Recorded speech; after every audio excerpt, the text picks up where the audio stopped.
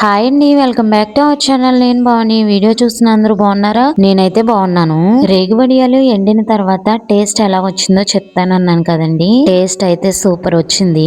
రేగి చెట్టు రేగికాయలు అనగానే ప్రతి ఒక్కరికి చిన్నప్పటి జ్ఞాపకాలు గుర్తుకు వస్తాయి కదండి.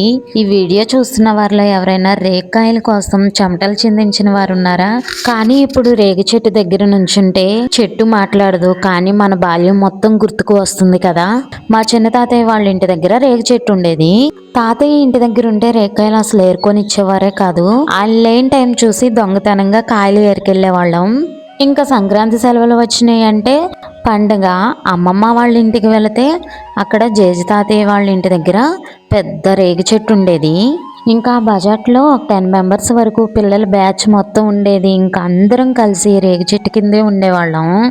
మన చిన్నప్పటి బ్యాచ్లో ఎవరన్నా వీడియో చూస్తున్నట్లయితే కామెంట్ చేయండి అబ్బా. ఫస్ట్ టైం మన ఛానల్ ఎవరైనా చూస్తున్నట్లయితే ప్రీవియస్ వీడియోస్ చూసి మీకు నచ్చితే సబ్స్క్రైబ్ చేయండి. వీడియోకి ఒక లైక్ చేసి షేర్ చేయండి అబ్బా.